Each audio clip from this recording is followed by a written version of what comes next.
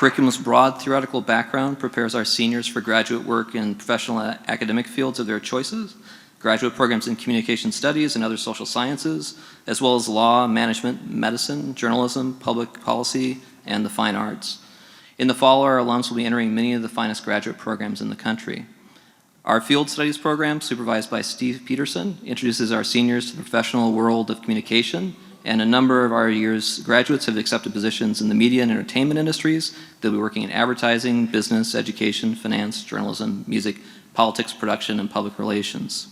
And I think this is a good point to introduce our alumni who has embodied that successful transition to the workplace and deliver this year's commencement address. Danielle Hoston-Wrighster, thank you, I know, I got it. We had a conversation. Anyway, so is the founder and CEO of Hoston & Associates, which is an award-winning commercial real estate team. She is also the managing director of KW Commercial and CEO of the Phoenix Group. As an LA native, Danielle graduated from Cleveland Humanities Magnet High School. At the young age of 16, she enrolled at UCLA and graduated the BA in Communication Studies in 1997, which is just before I got here, adding a specialization in business administration. She was selected as a UCLA Anderson Reardon Fellow, a program that prepares recent college graduates for top MBA programs and careers in management. This past year, she was honored with the 2016 Reardon Program Legacy Award. Danielle has thrived in the face of tragedy and adversity, which she'll be talking about in her speech, demonstrated that with a positive mindset and determination to succeed, and maybe a degree from UCLA too, anything is possible. Her journey from being a single mother on welfare to owner of a successful real estate business and a multi-million-dollar investment portfolio is evidence of the power of individual motivation and a positive outlook. Danielle has appeared as a real estate expert on the Fox reality show Home Free and has also hosted #own show on the Oprah Winfrey Network. Danielle and her husband, former football player George Wrighster, live in Los Angeles with their 4 children and are proud supporters of UCLA. Join me in giving her a warm welcome now.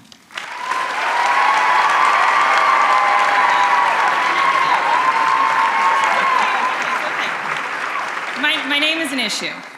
It's always an issue, but it's an incredible honor to be here. You guys look really sober. I'm pleasantly surprised.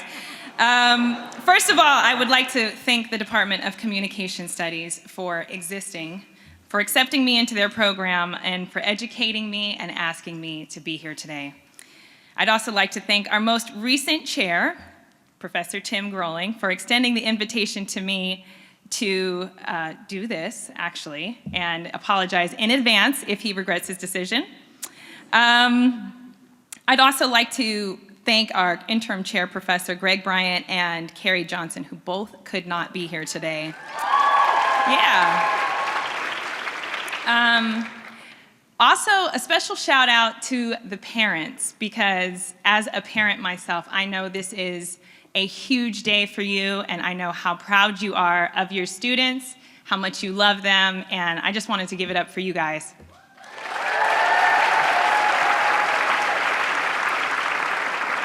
But most of all, congratulations to the graduates. You guys, you have no idea what's in front of you. No idea. I do have a little bit of a secret to tell everybody before I start this that I did not tell Professor Tim Grolling. This is my first speech since speech 1. And I'm pretty sure I got a B. So here we are. I'm in front of communications experts who've taken the classes a lot more recently than me, and a leading communication faculty who are all judging me on my speech. No pressure, no pressure. Anyway, let's just start with the fact that you guys got a degree from UCLA. It is the most applied to university in the world. Did you guys know that? Only 18.6% of students actually get in, and on top of that, you guys got into communications.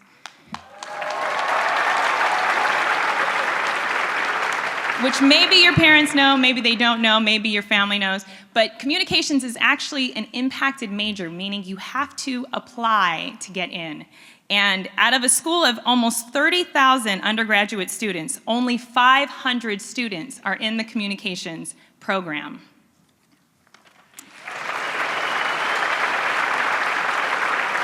They receive about 1,000 applications every year and only admit 25%. So these students here are the cream of the crop of the cream of the crop. My personal opinion, since I'm also an alum. But why is communications important? I'm sure you heard the faculty introduced and all of the important work that they do, and the education that they give these students is so actual, real world, valuable information that these things are successful in almost any field. Who are our most powerful communicators? Presidents, politicians like Barack Obama, media moguls like Oprah Winfrey, technology gurus like Steve Jobs, social media dynamos like Sheryl Sandberg, just to name a few.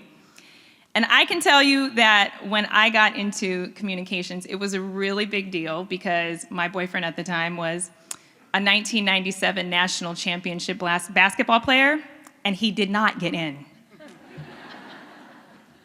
You know, I still give myself some props on that. So parents, what I'd like to share with you is that your contribution to their education is going to be so valuable, and your decision to become a communications major, I don't even know if you realize it, but 20 years ago, it was probably the best decision I could have made, and in 20 years, you're going to be saying the same thing.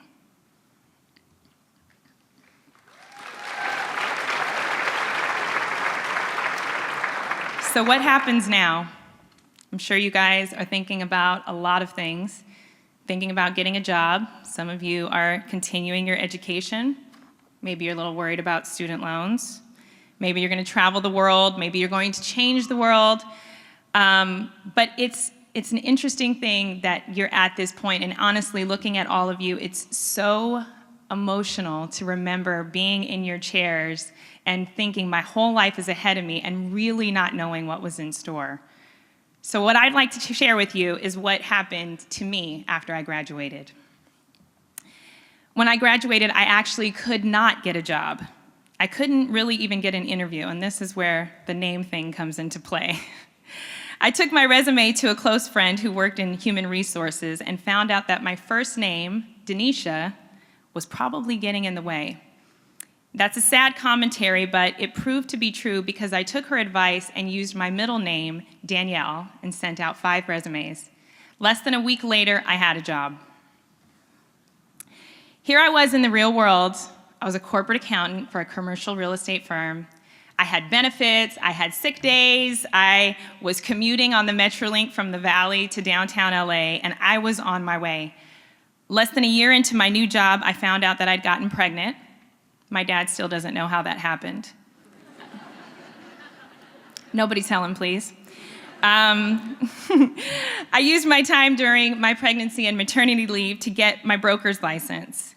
Tragically, during my pregnancy, my daughter's father was diagnosed with late-stage intestinal cancer, and he died shortly after she was born. I returned to work from maternity leave as a very young, very broken-hearted new mother. And then I was laid off. I had to apply for government assistance, and at that moment, I honestly thought that my pattern of achievement had come to an end. This was the moment that I had become a statistic. Against the advice of friends and family who really loved me, I took a huge risk. As a single mother on WIC, I decided to go into the intense, male-dominated, commission-based business of commercial real estate as a broker. My plan for my first year was to make $50,000 and get a 2-bedroom apartment that had central air conditioning. I didn't make 1 penny in real estate for over 7 months, not 1 penny, and in the next 5 months, I grossed $216,000 in commissions. All right. Later that year, I was named Rookie of the Year for the #1 commercial real estate firm in the nation. The next year, I mentored the next Rookie of the Year and was honored with the first of National Achievement Awards. So what did I do with the money? I didn't buy purses, shoes, or a new car. I bought my first home with central air conditioning and my first investment property in the same month. I paid off student loans with one check. Yes, that actually happens. And I invested in my business and started a retirement IRA. A few years later, my real estate legs were under me, and as a true communications major, I started to tell my story through social media and blogging. The lessons I had learned about making money and making money work for you had changed my life. I was passionate about sharing this vital information and inspiring people to know that a complete change in their finances was possible. My social media following started to grow, and then I started to get interviewed on television shows. One day, the penultimate happened. I got an email to audition as a host for the Oprah Winfrey Network. This incredible opportunity allowed me to interview and learn from Oprah magazine experts, personalities, and even Super Soul Sunday guests. That led to a jump to network television on primetime as a real estate expert on the show Home Free. In the meanwhile, my real estate business was still trucking. The agents I've mentored on my team are now some of the most successful agents in Los Angeles. I am tremendously proud of them, and they are generating millions of dollars in commissions and leaders in the industry. And I'm still mentoring. The next crop of outstanding agents are on their way too. My real estate portfolio has grown substantially and has sustained me through multiple tough financial times. I also have 2 television shows in production as talent, as well as a producer. I'm sure the faculty's impressed with that. The messages of the shows are specifically tailored to my actual expertise, transforming people's lives through building wealth and important lessons in financial management and real estate. Today, my communication and journey still continues. Last year, I got married and experienced a whole new level of growth as a person and a communicator. My tiny family of 2 grew to a family of 6, and we have definitely learned many new lessons in communication. Today, I'm actually not that much different on the inside from when I sat in the exact same seat as you.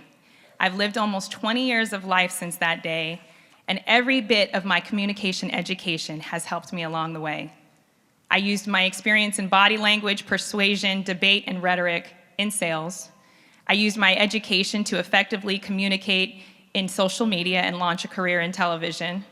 I've used my lessons in interpersonal communication to connect with family, friends, clients, and now even television audiences. You have already shown the world that not only could you be accepted into one of the world's premier universities, you showed that you could further be accepted into an impacted major and finish. That takes discipline, that takes diligence, and that is a formula for success. As impressive as you already are, your greatest accomplishments are just beginning. Your legacy starts today, and as you forge your next path, I encourage you all to remain in touch with your Bruin family.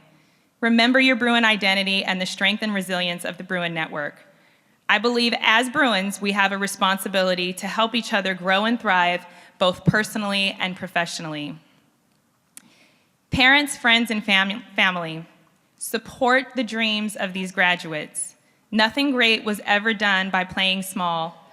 Challenge them in every way you can to be their best self and their biggest self. Our job as parents is to raise our children without fears, without strongholds, and to help them live in their purpose. Our job as friends and family is to uplift and support our loved ones as they travel through life's ups and downs. Shout out to my personal VIP section there. So students, I have a few closing words for you.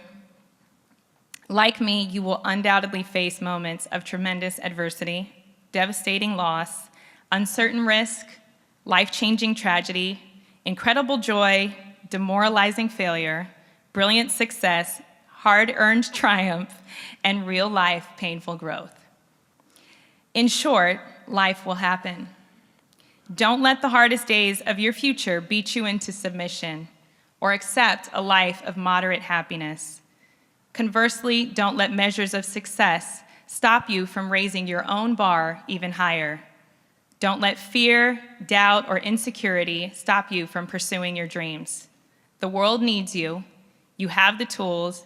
You have an opportunity and a responsibility, and your time starts now. Remember, just like our fight song, we are the mighty Bruins. triumphant evermore, so let them hear, both far and near, your mighty Bruin roar. Thank you very much.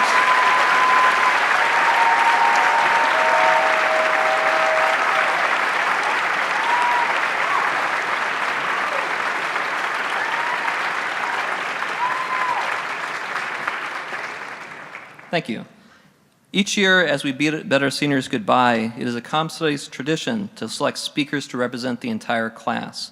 The Graduation Speaker Selection Committee was comprised of 3 brave senior volunteers: Dayanara Adali Ramirez, Sabrine Winberg, and Charles Young.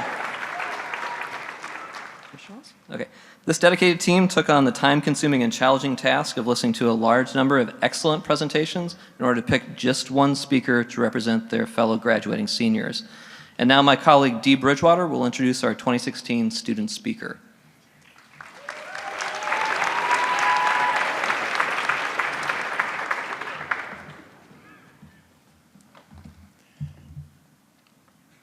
Once upon a time. To me, that seems like an apt beginning because we're here to celebrate your story. Each year, one of you is selected to share their once upon a time, to reflect on what it means to be an undergraduate communication studies major at UCLA. This year, the student who's been selected has asked me to share a little bit about her once upon a time. You know, I was very struck by this. To me, what she's asked me to share with you represents what I most love and respect about all of our students. So let's see how this goes. Like all of you, she had her own distinct path to becoming an undergraduate at UCLA and a comm studies major. She has deep roots in the Midwest, in fact, Canton, Ohio, to be specific.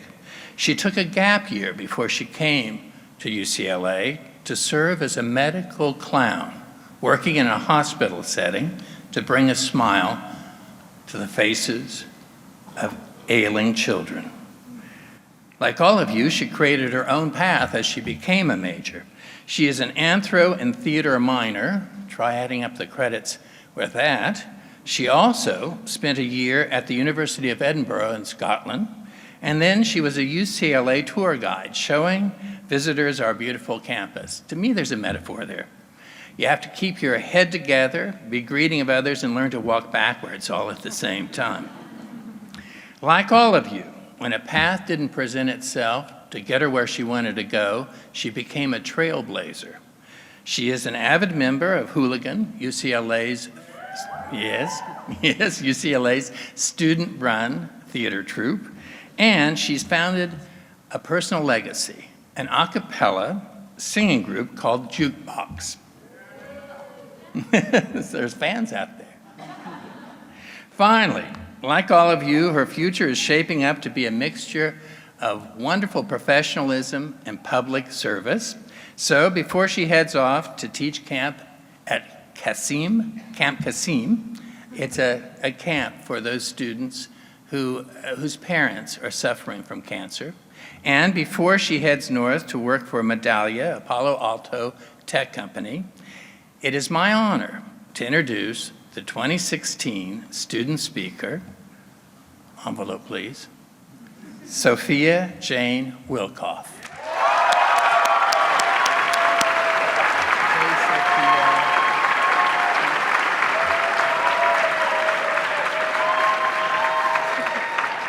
Hello. It is my honor to welcome you here to Royce Hall for this momentous occasion. Welcome to all the parents and the family and friends who have supported us throughout our time here. And welcome to the faculty and staff who have imparted on us their knowledge and who have molded us into the critically conscious and socially minded Bruins that we are today. And a special welcome to you, to us, the Communication Studies class of 2016. Congratulations, you guys. We made it. We made it. Now, most graduation speeches start with those 3 words or have them sprinkled in at some point. But I believe that this phrase might mean more to us than to most. And so I'm going to explain my use of what might be seen as a total cliche. We made it. We made it into the most applied to school in the world. We made it to a time in our lives in which we knew what we wanted to study. We made it past the application process and into one of the most competitive majors at UCLA, communication studies. We made it through the core requirements, the practicum courses, the electives, the group projects, the essays submitted on Turnitin minutes before the deadline. We made it through South Campus peers sometimes looking down on us, even though we know we're in one of the most rigorous courses of study at UCLA. Through scholarly articles, 9 a.m.s in Bunch Hall, bad coffee from Northern Lights, personal commitment speeches, and late nights in YRL study pods. We made it past the man at the bottom of Bruin Walk who says, "Excuse me, can I talk to you for a minute?" And we still made it to class on time, most of the time. We made it through Jane's daily batch of 100 emails reminding us to apply to jobs and internships and get our lives together. We made it through an interdisciplinary curriculum which forced us to look at the world through multiple lenses. We jumped through all these hoops and so many more, and we made it. Now, my journey in the Communication Studies department began when I was a doe-eyed freshman wandering up Bruin Walk, taking every flyer, and eating with a tray in the dining halls. When I arrived at UCLA, I knew that out of the 125 plus majors this school had to offer, Communication Studies was the one for me. My entry into the department was a Fiat Lux I took with Professor Groeling fall quarter of my freshman year. During this seminar, I learned to identify and analyze media bias in the news, and I was introduced to the now all too familiar concept of the college group project. Do you guys remember your first college group project? Mine was a nightmare in which I found out a week before I thought the project presentation was due that it was actually due in 3 hours. I remember sitting in my History of the Beatles lecture and receiving an email from Professor Groeling with the subject, "Your project presentation today." I remember bolting out of lecture, crying for 15 minutes in a Powell Library bathroom stall, before calling my group together and formulating a coherent presentation before class. In contrast, my last college group project was one that you will all be familiar with, the famous COM 150 research project. Yes. This past winter quarter, as I stood in the local 24-hour FedEx at 2 a.m., printing out a poster larger than me about whether the presence of the opposite gender in a Tinder profile picture affect the likelihood of getting a match, I thought back to that first college group project freshman year, and I felt proud. Proud that I was finishing this project 8 hours before it was due rather than 15 minutes. So, as much as we all sometimes rag on group projects, who among us can say that they didn't teach us valuable skills of cooperation and efficiency? All jokes aside, when it came time to apply to the major the summer after my sophomore year, I hadn't quite yet found my home at UCLA. I still felt lost and honestly unsure that this was the right school for me. I came to UCLA with dreams of being a big fish in a big pond. Little did I know that most people shared that exact same dream. I worried that I would never truly find my voice on this campus. When I was accepted into the UCLA Communication Studies major, I felt that I was finally a part of something special on campus, a community of students who share my academic interests and my passion for understanding how humans relate to one another. It was a family of sorts. And my friends, this family has gone through a lot together. Together, we took COM 1. In a room of random strangers, many of whom we never saw again, we learned how to be vulnerable and to articulate what makes us tick. We thought to ourselves, will Dr. D ever be my grandpa? And why do I always get so emotional when football players give such riveting and expressive speeches? Together, we took COM 10. We learned the fundamental principles that lie behind communication studies, and we thought to ourselves, should I just switch majors now because there's no way I can memorize another key term before the test tomorrow? Together, we took COM 100. We learned the theories that lie behind communication studies, and we dove more deeply into the concepts and principles of the major.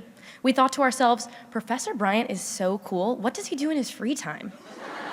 I might just make it to his office hours today. Together, we took COM 150. In a room full of embittered seniors, we learned how to create and analyze research studies in our field. We thought to ourselves, help, what are these numbers? I can't do math, that's why I decided to be a comm major.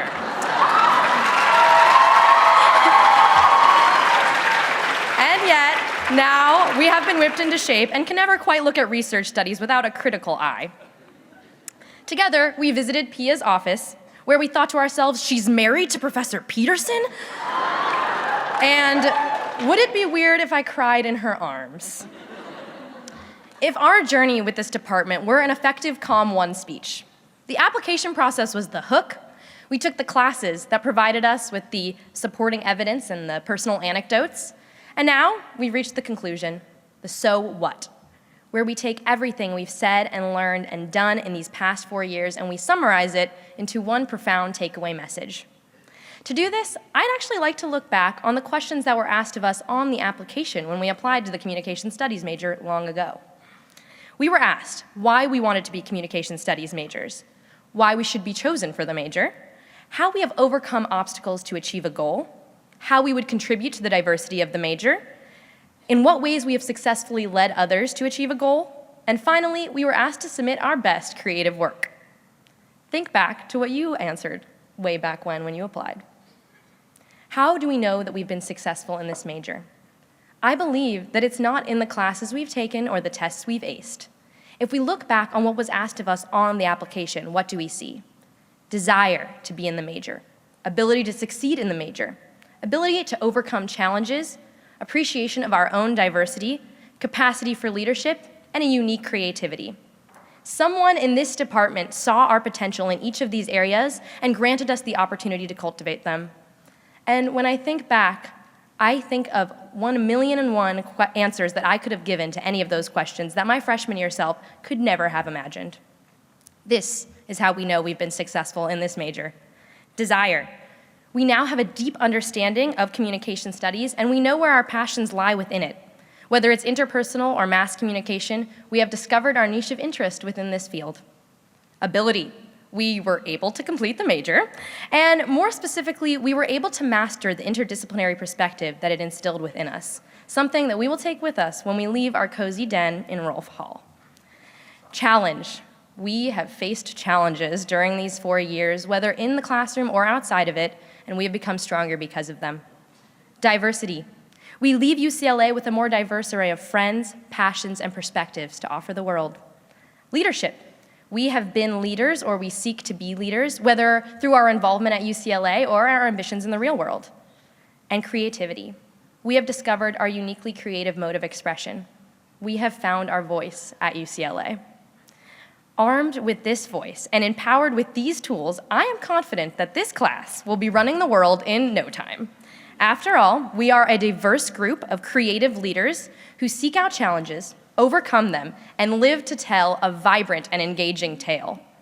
It is now our mission to take this tale and everything we've learned here and bring it with us and communicate it with the world beyond UCLA. And not just to communicate it, but to change and shape the world around us through the avenues of communication that we have mastered here.